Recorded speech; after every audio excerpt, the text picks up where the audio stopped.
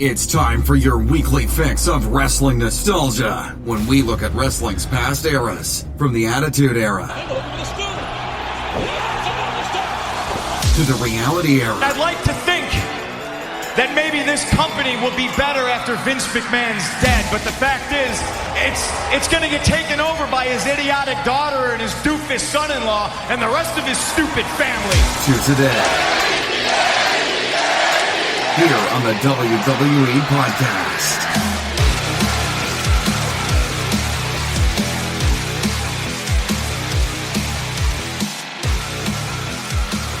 Hey guys, welcome to the WWE Podcast. It's that time of the week. Some of y'all, it's your favorite show. It's one of my favorite shows of the week. Diving back in time. A time that sometimes we reflect positively on and other times we cringe.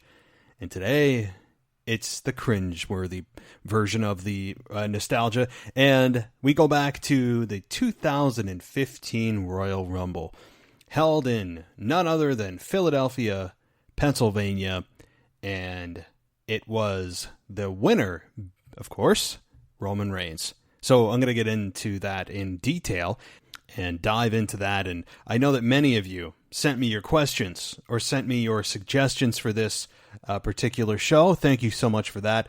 I can only pick one, and this was something that was sent to me via Twitter by one of my followers, and so thank you very much for reminding me of this. And this is a time that is near and dear to my heart because of just how passionately I felt at that time and still do about the Roman Reigns character. And so I haven't really focused on Roman Reigns in quite some time. It's been many moons since I have really focused my energy and thought on Roman Reigns, the character. And I review him on the Raws and SmackDowns, and now obviously just SmackDown since that's where he was drafted. So I haven't really had the chance to really evaluate where he's at and also take a step back in time to the 2015 Royal Rumble, in which it was a conglomeration of fan frustration with creative and their complete disapproval of what Roman Reigns embodied. So we're going to dive really deep into why, and the psychology, I believe, as to why a lot of people rejected Roman Reigns, and that reared its ugly head every single WrestleMania thereafter. I mean, he can claim that he main evented 4 WrestleManias, but did you ever get the reaction that WWE and Vince McMahon was going for? I mean, he faced Triple H in a WWE Championship match and beat Triple H. Fans didn't care. He beat Brock Lesnar in the main event of WrestleMania. People didn't care. As far as and when I say don't care, I meant they didn't cheer for Roman Reigns as he's been cast. When he faced The Undertaker, yours truly was there in Orlando when he beat The Undertaker, and the fans booed. And what did the fans do the next night? That was a thing of beauty. Just destroying him for 15 minutes straight. FU chants, you name it. It was awesome. Awesome. And so Roman Reigns has not had the best track record when it comes to getting what they're going after. And so again, I'll evaluate where they were and where they are now if Roman's in any better of a position than he has been. So I'm going to get into all of that. But first, guys, thank you so much for joining me. I'm now on my new mic. I sound probably the same because I got the same microphone, just one that actually works and is reliable. As I said, I had one that was with me for 5 years, all the way back to when I first started podcasting. And it's definitely been worth the investment. It served me well from 2014 till now. And this show, I know, has only existed since 2017. But I was under a former name before that, and glad that I morphed into the WWE podcast. And, I'm so shocked. I'm still shocked that the WWE podcast name was available. How is that possible? I mean, it's just so simple. It was just overlooked, I guess, in the domain of WWEpodcast.com. Man, I have a feeling WWE at some point is going to be contacting me with an offer for my domain. Just a prediction there. So thank you guys for joining me again. I have a special offer going on at patreon.com/WWE podcast, and you can get yourself on this show for 15 minutes or so, as I kind of labeled it a mini podcast to get on, and we can discuss any topic that you'd like for WWE. For any existing patrons, all you have to do is level up, right? Just go up any tier that you would like, and you can get on the show as well. So anybody brand new, though, come on the show and become a patron for just $1 a month. It's crazy, and that offer is not going to be lasting much longer, so head on over to patreon.com/WWE podcast if you'd like to get yourself on the show and take advantage of that offer, which, again, is not going to be lasting much longer. All right, well, now moving on to some more current things. I mean, look, tomorrow's Crown Jewel, or depending on when you're listening to this, Crown Jewel already happened, or Crown Jewel is today, and it is a show that I think we all just want to get past. We all just want to get it over with. It's as if we are waiting in the doctor's room, waiting for your name to be called so we can get our shot and get out of there. And, you know, I understand that the Saudi Arabia shows are not well received. It feels like a glorified house show. I've said that before. And they do. They feel like glorified house shows, for better or worse, because they're taking place in Saudi Arabia, which already has a dark cloud over it, and there's no real implications of those matches. In other words, the progressions of the storylines that occur at these pay-per-views in Saudi Arabia aren't really conclusions to anything. They aren't anything that you'd say, wow, that is a big step forward for the rivalry or program or whatever. And they always have these matches that are just one-offs or attraction matches, and it's such a C or D pay-per-view. I mean, it just is. And I understand that it's extremely, extremely lucrative for WWE as they signed a 10-year, let that sink in, 10-year deal with Saudi Arabia. It's mind-blowing. But they're a for-profit organization, so we can bitch and moan about these particular pay-per-views all we like, but the fact is they're going to be sticking around for the better part of the next 6 to 7 years.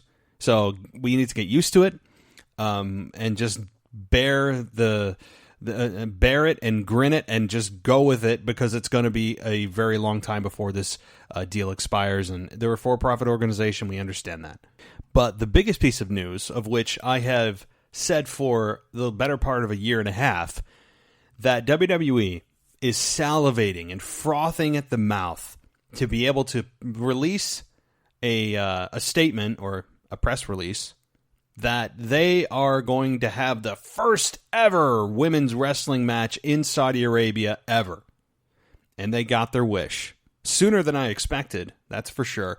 And it's a Natalya versus Lacey Evans matchup that will be the first ever match in Saudi Arabia. And lo and behold, we have Natalya and we have Lacey Evans on Twitter talking about how they can't wait to make history. Now, I will give a little more leeway on those statements because it's not a part of the show on Raw, right? This is not a part of the show, their promo, that it's on their television show to get us amped for the match. So I will say that, and so I'll give a little bit of leeway on that. But typically those statements, if it were highlighted on a program, which it was during Sasha Banks and Charlotte before the Hell in a Cell match, and before the all-women's pay-per-view of Evolution last October, it was all about making history. Everything was about making history. We're going to make history. I'm going to make history. You're going to make history. We'll make history together.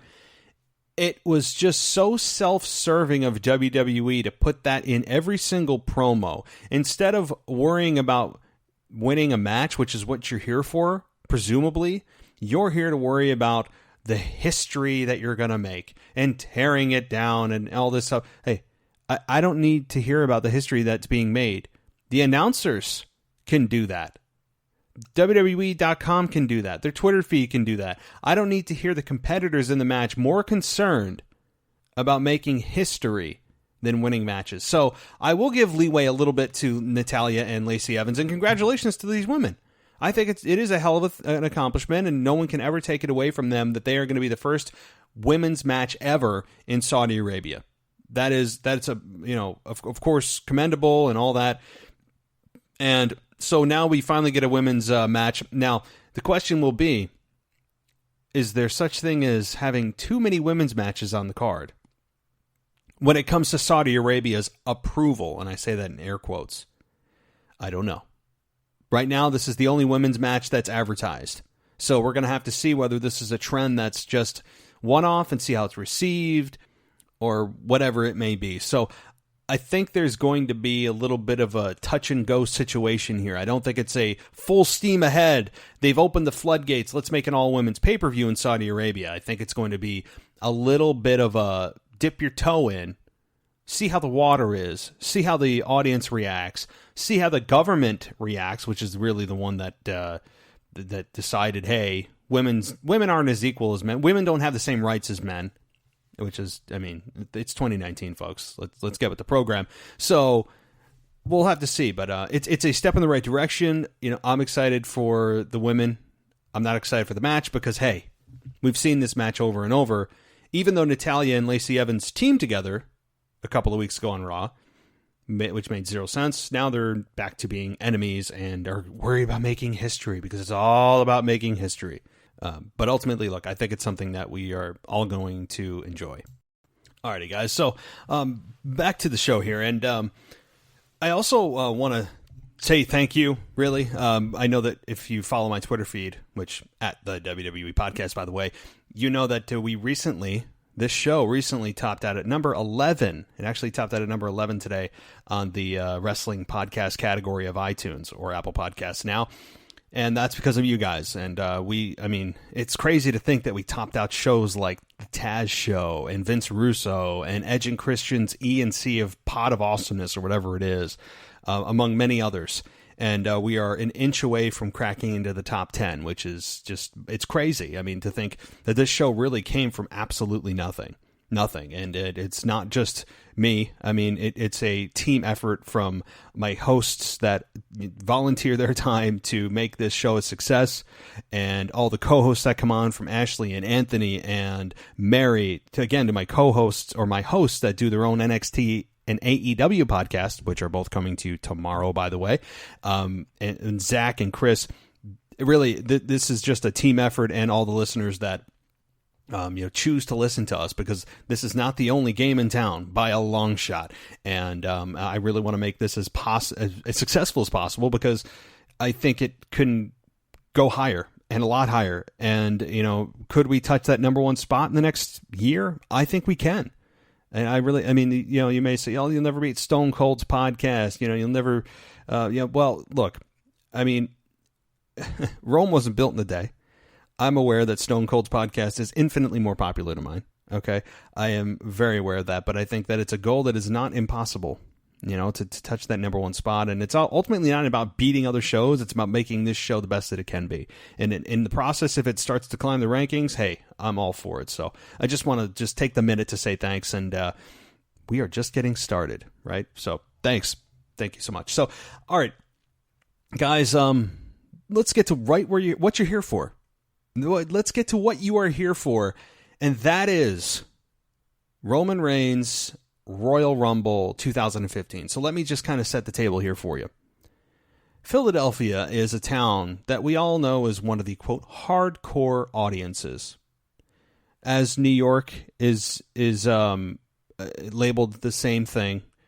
The Boston audience, anywhere in the Northeast is, quote, hardcore audiences, or smart marks, or I don't know, whatever term you want to use. But this was a extra special audience, because this was an audience that I think spoke for a lot of fans. Not all, because you have your women and children at the time, and still are, that are enamored with how he looks. And they just eat what they're fed by the WWE corporate spoon. And they just eat it and go, we're happy. Yeah, we will like this guy because you tell us to, because he's a good-looking guy, and he's smooth, and he's cool, and he's got steel blue eyes that make my, heart flutter. And oh, he looks like a superhero, and my kids idolize him, and oh God, it makes me want to throw up talking about it. Now, before I get into the criticism of this whole thing, but also the beauty of it, I would like to just preface this by saying I am a Roman Reigns supporter of him being on a roster and rightfully being at times the focus of the show. And I am all for that. I think he is a phenomenal in-ring wrestler, Vince, not performer, because we're not magicians here. Wrestler. I know it's extremely dirty to say that, but that's what he is. And I think the world of his athletic prowess. I think that he is got a presence in the ring. He has really come leaps and bounds from where he was in terms of in-ring. And he's a good guy from what I hear on the outside. I met him personally at an FYE, in the back room of an FYE. Cool guy. Good guy. I complimented him on his match with Brock Lesnar. That actually happened that year. I really think that he is a decent guy in real life. Outside of the ring, I'm sure that he's a family man. He just overcame cancer. I have nothing in terms of a personal vendetta against him, and I would draft him in my top 5 of any roster. So I just wanted to say that before I get into the meat of this whole thing, because I think some people think, "Oh, you're a Roman hater." Oh, my God. No, I don't want him fired. I would give the guy as much money as he wants to stay, and I really believe that. I think the heart and soul, the whole problem with Roman Reigns is he has been miscast for years. So that is just honestly the essence of the whole problem.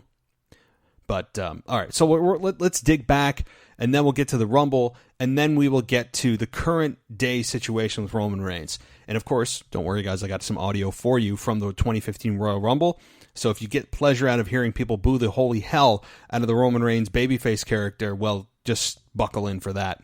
So I'm not going to go through his entire career, but just as a setting the table, as I said, Roman Reigns is with the Shield. We all know where his roots are. He originally was in NXT by himself, and then he was graduated probably too early, brought up with the Shield, and they interfered in, my God, a infinite number of matches, and then aligned themselves with CM Punk, and then was against Punk, and then even actually powerbombed The Undertaker through a table, which led to an injury on The Undertaker. I mean, they've been through a lot with the Wyatt family many, many, many times. I mean, they have really done it all as the Shield, and they were a great unit. And I mean, seeing the reunion of them this past year before Ambrose went out was cool. It was cool. I enjoyed it. Did it make a whole lot of sense storyline-wise? Nope, because of what Ambrose had done, but whatever. Let's move on. As a whole, the thing is, Roman Reigns in the Shield. I bring up the Shield because that is where we became enamored with Roman Reigns. He was a new guy. He was a big guy. He was a young-looking guy. He was a good-looking guy. He was muscular. He had a presence. And we all became very interested in him. He's a strong and silent type. But underneath all that, that's where it ended. That's where the depth of the Roman Reigns character stopped.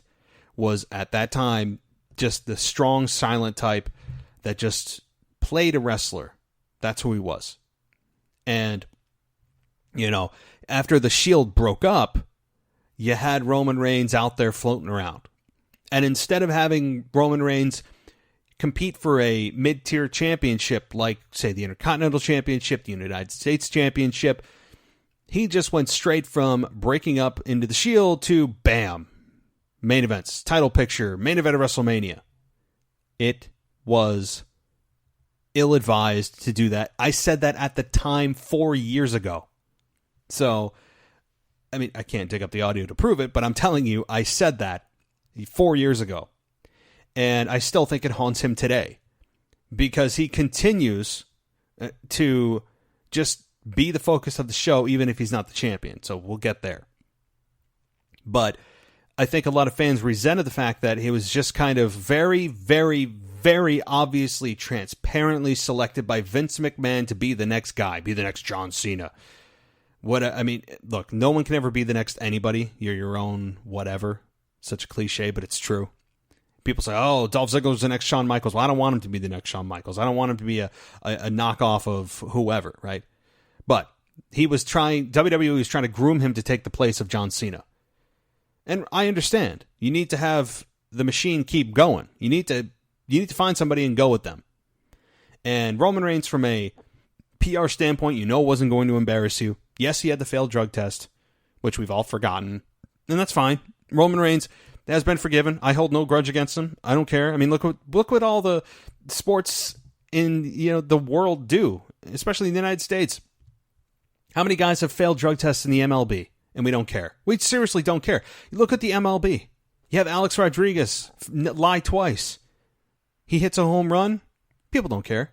People don't care. I really don't believe that fans actually give a damn about, especially in professional sports, if he's using, who cares? Like, really, who cares? All the fans care about is seeing big plays, big home runs, stars being made. I don't think it's honestly a big deal for fans, and that includes WWE. So to me, if you want to point to that as, oh, he's not good for PR, look what he did. Okay, he had one small blemish. He's never been arrested for DUI.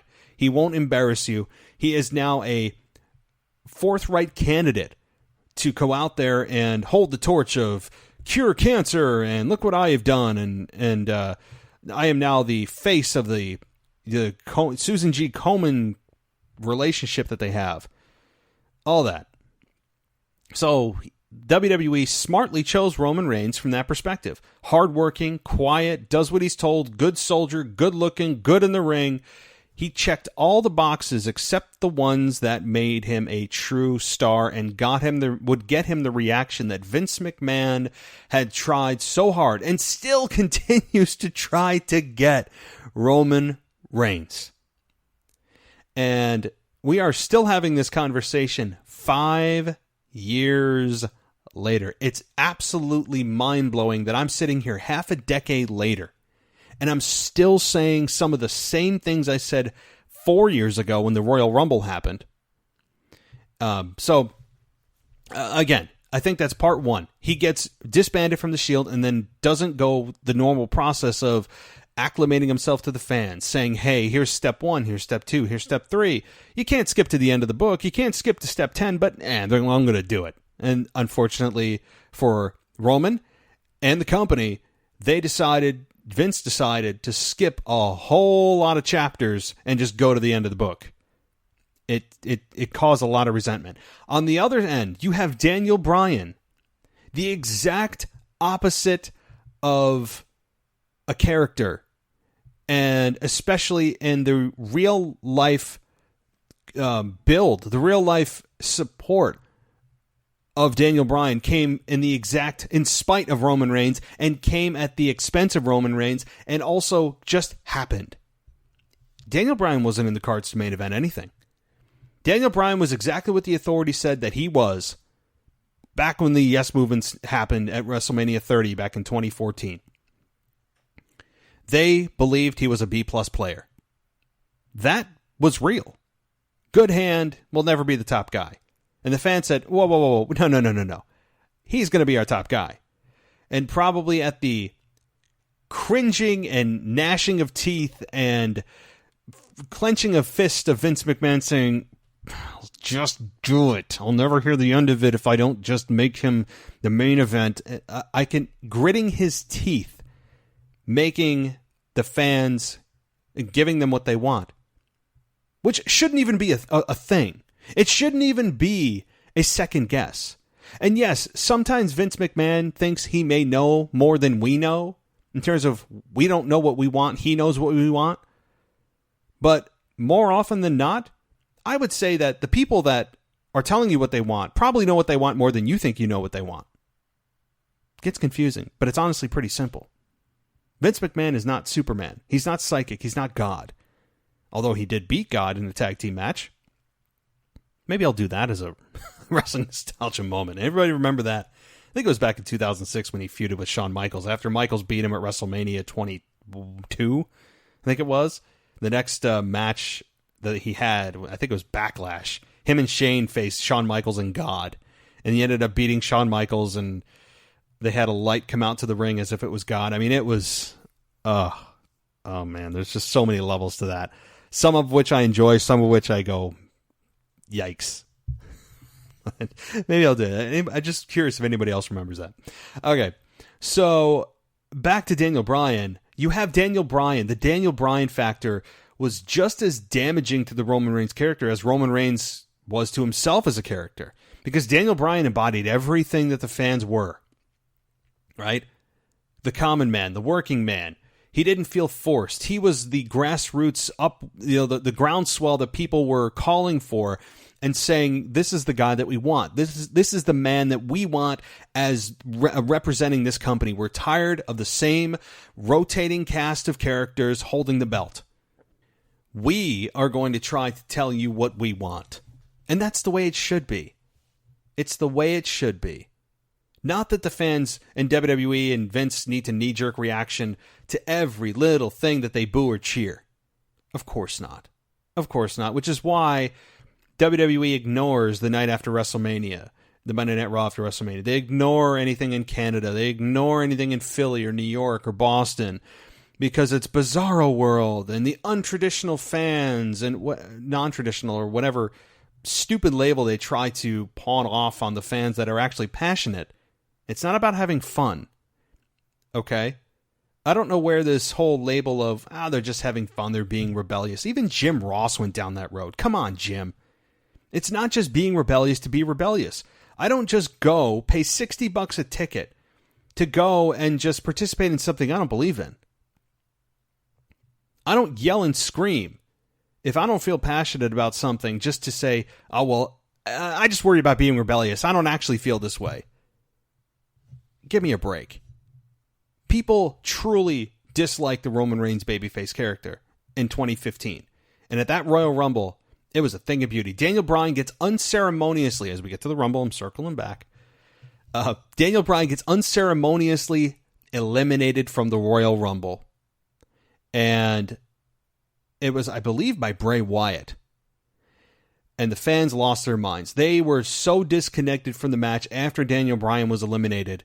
It wasn't even funny. It was uneasy to watch. The fans didn't care what happened from that moment on as long as it was anybody but Roman. And it came down to Ambrose and Reigns versus Big Show and Kane. That's really what it came down to, is they were representing the Authority, which we all remember that lovely storyline that lasted longer than we wished to care for. And yes, Rusev was lingering on the outside.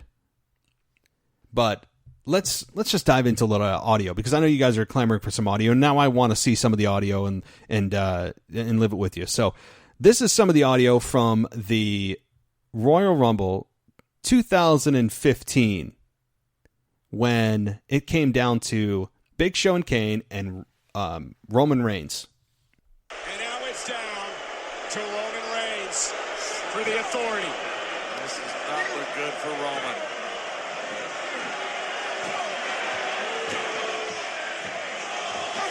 I know it's difficult.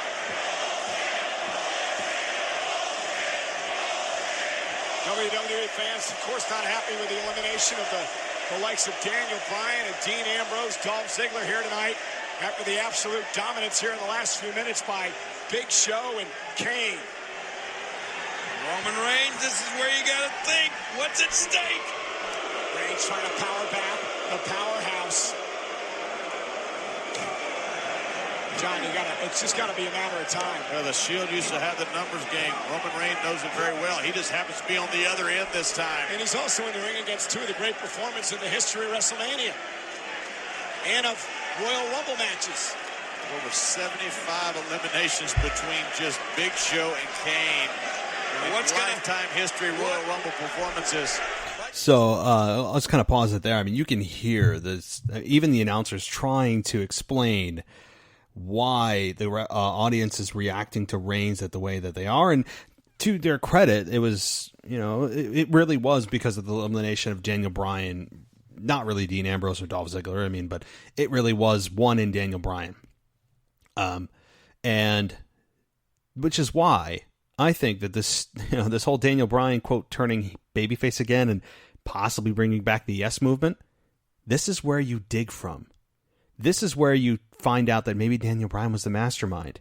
This is where you create the source of the reason for Daniel Bryan turning on Roman Reigns. So just a thought. I mean, again, this is just my conjecture, and I think I'm a bit of a conspiracy theorist, but I don't know. So you get the gist of it. I mean, Roman Reigns getting absolutely demolished, the audience crapping over everything that is done inside the ring, because at this point they are so checked out it's not even funny.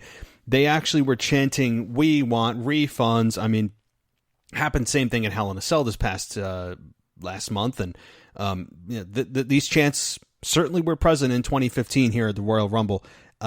So I'm going to get to the finish of this match, and I want you guys to just take a listen, and we'll talk on the other end of this.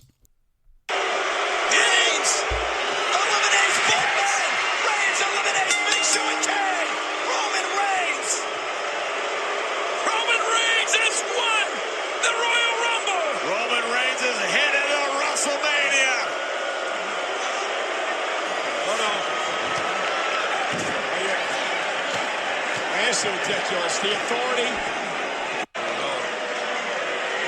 Giant choke slam. Oh my God.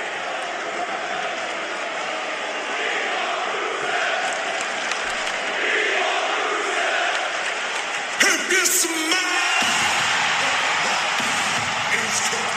Wait a minute. What? Oh my God.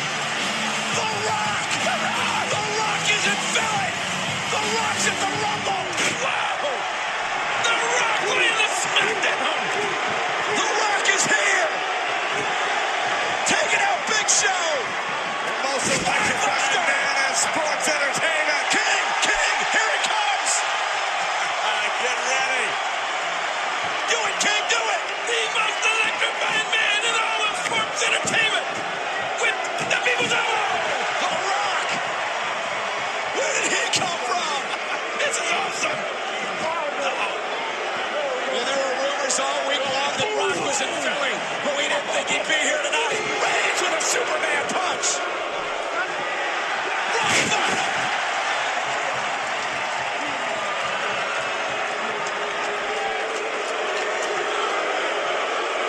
Rock coming to the aid of Roman Reigns.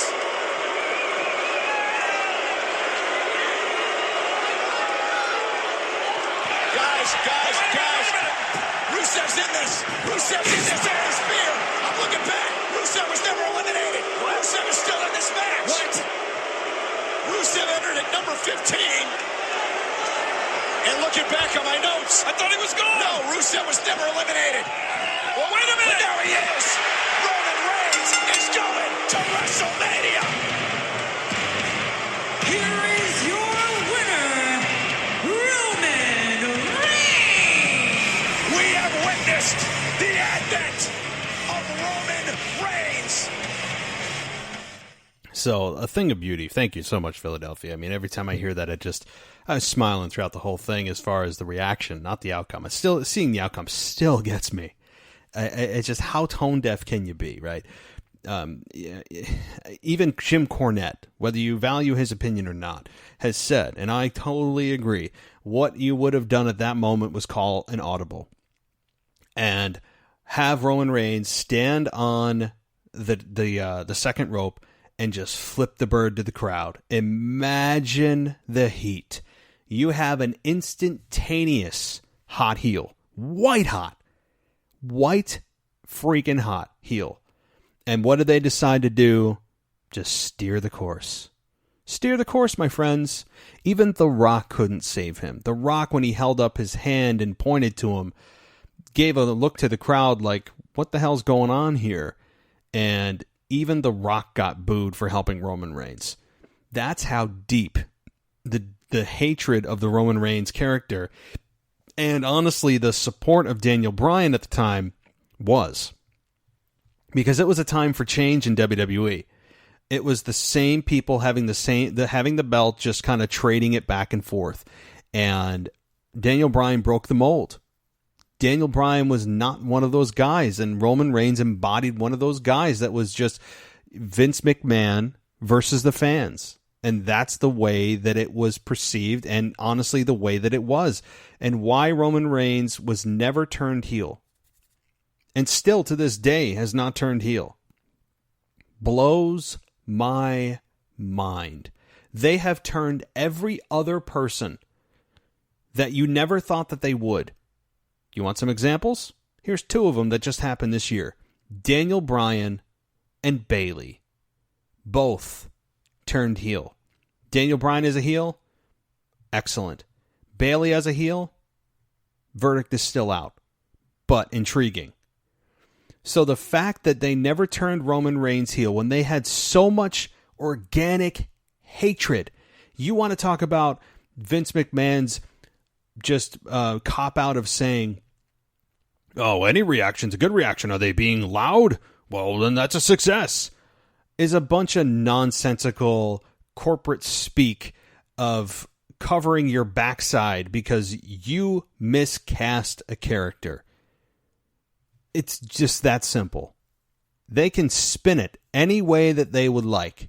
The fact of the matter is, for the last 5 years, Roman Reigns, the majority of the time, has not gotten that babyface reaction that Vince McMahon thought that he should get by now. And that night was a thing of beauty. It was a thing of beauty, and to WWE's advantage, really their advantage, and God, I think, on their side, was there was a massive snowstorm the following night. I think they were in Jersey, or they stayed somewhere on the East Coast, or maybe they were still in Philly. I can't remember, but it was on the East Coast. There was a huge, huge snowstorm that Monday night, and Raw ended up getting snowed in for the first time that I can ever remember. WWE called it and said, we're not doing Raw in the traditional sense, so they did the snowed in Raw, and they did the sit-down interview with Roman, which I think actually ended up endearing him a little bit more to the audience, and that was one of his better moments, but it all was downhill after that, as far as reaction goes. But imagine Roman Reigns in front of a live audience the next night. It would have been the night after WrestleMania 33 bad, where they were literally chanting cuss words at him.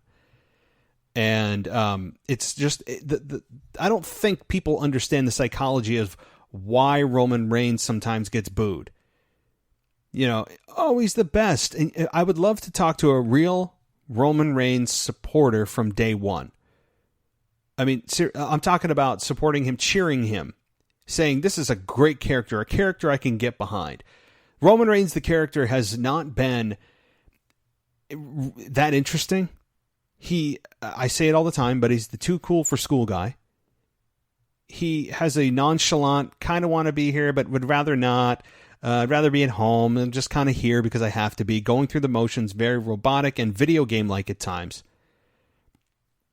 Excellent in the ring. Again, I like to just make sure people understand that I'm not a Roman hater on the person or the performer or the wrestler. I just think WWE has severely missed the boat here on the potential of Roman Reigns, the heel character, of what that could mean, of what they could have done. And you look back 4 years ago now, when I think that would have been the opportune time to turn him. And I said that for 4 years straight. Oh, this would be a perfect time. This would be a perfect time. This would be a perfect time. And they just miss and whiff and whiff and whiff and go, nope, we're steering the course. Don't have anybody bring it up. We're not turning him heel. Nope. And it's you know, you're cutting off your nose to spite your face is what you're doing.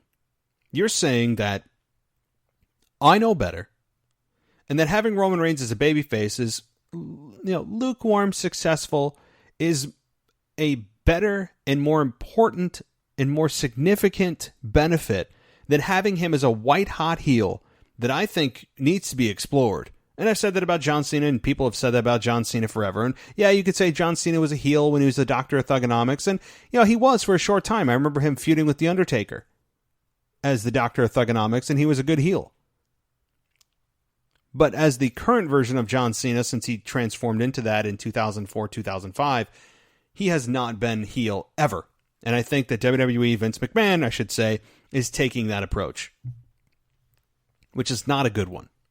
And I understand that now he's the face of the cancer, you know, the cancer victory or whatever. I understand that. He's doing the press conferences, and he's on sides of trucks, and he's doing Make-A-Wish, and he's doing... I understand this is a different world we live in now with WWE, and they're a philanthropy induced organization. Stephanie McMahon has made that very clear. She's the chief branding operating officer.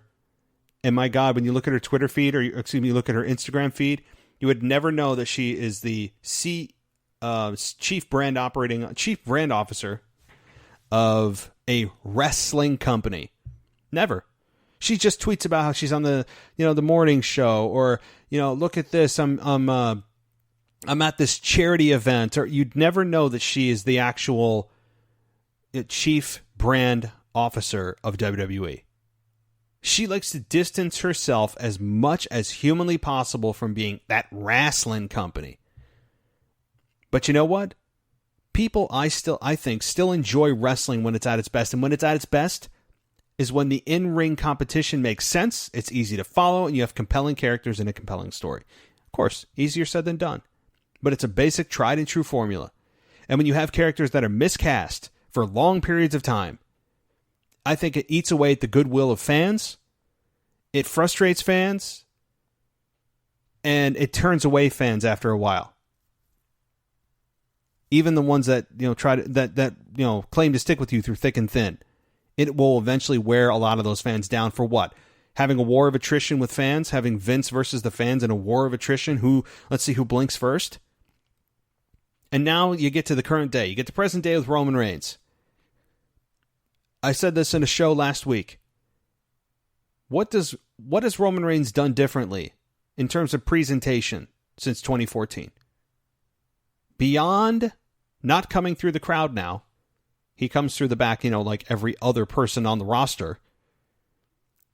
What has he done differently? Music's the same. Hair is the same. Tactical vest is the same. Promos are pretty much the same, although he's improved, but not to the level he should have in 4 years. Everything about him is the same. His presence, his hair, his outfit, his music. So how am I supposed to feel differently? And yet WWE will say, well, he's been out of the title picture for how many months now? I mean, he hasn't been champion in how long? And yet he still is the second draft pick. He's the first male draft pick. He ended SmackDown how many times over Kofi Kingston? Any show he's on, he's the beginning, he's the end. The way Michael Cole says, the big dog, makes me want to punch him straight in the face. I think Michael Cole is trolling fans at this point. It has been a forced nickname from the beginning. He was never the big dog. The big dog is the American Badass, the Undertaker. That fit to a T because he was the big dog in the yard.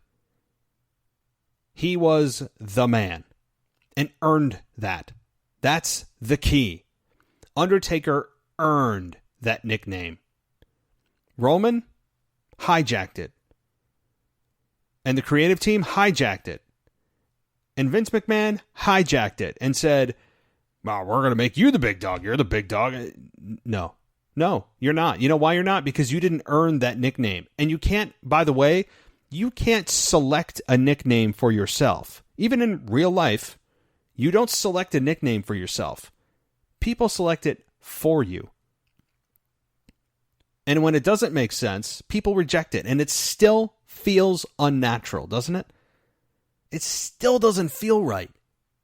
And maybe it's Michael Cole, the way he says it. I don't know. But he says it like he's, having an orgasm. Just listen. You don't believe me? You know what? You hear that the way he delivers it in your mind right now. It's awful. And again, would I say Roman Reigns right now has made progress and is getting less of a negative reaction in 2019? Yes. He has. He's still got his boos. He's kind of getting the the John Cena treatment, right? Right now, it's kind of lukewarm. People are like, okay, well, he's not champion. Well, yet he's still the focus of the shows, which people need to realize. And there's just no change. Why they haven't turned him heel is beyond me of any comprehension I can imagine. I would love to have Vince McMahon explain to me how over the last 5 years it has been a net gain in terms of the decision to keep him babyface versus turning him heel. I don't think he can do it. I don't think it's possible for someone to convince me that it has been a better idea to keep him babyface instead of just going with the fans and saying, hey, Roman's getting a negative reaction on a weekly basis, getting booed out of every main event he's ever been in.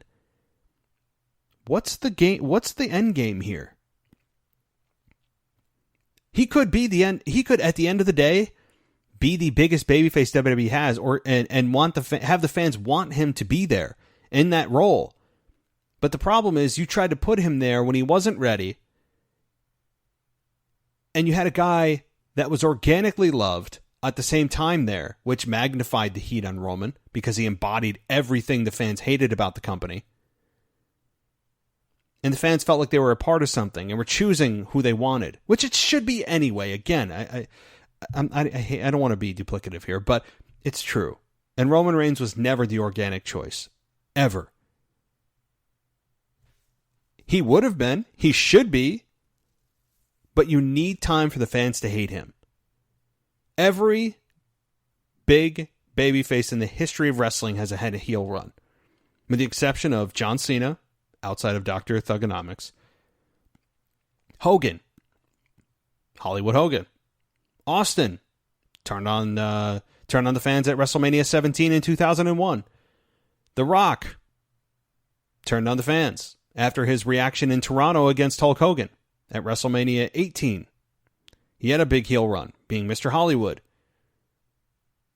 Triple H, do I even need to say it? How big of a heel he was for the majority of his career and how good of a heel Triple H was? And what do you get with Roman Reigns and John Cena? Two guys that are just immune to the heel turn. For what? So they can be and make nice at press conferences? It gets me so amped up that I don't want to label this explicit. I'm gonna make sure it's a PG show, because I know that some of you listen with your kids. I do know that. I've had people email me and tell me that. So, alrighty, well, guys, I hope you enjoyed the show today. This is one of my more passionate topics that I have had, and really what got me started in my rants was the Roman Reigns deal. I mean, it's in my intro, in my jingle, right? I say turn Roman heel. I mean it. I still mean it. I think people would love it. And not love it in a way that makes them cheer him, makes him boo him. There's a lot of value there. You could shake things up big time. Create a buzz. But I don't think they're going to do it. If you're going to ask me if I don't think they will. I think they're going to stay the course. And it's a damn shame. Because they are missing out on what could be an extremely intriguing. He's naturally arrogant. I think he's got a natural arrogant swagger about him. He's not great on promos. You can't tell me and point to any promo he's ever cut that has been A+.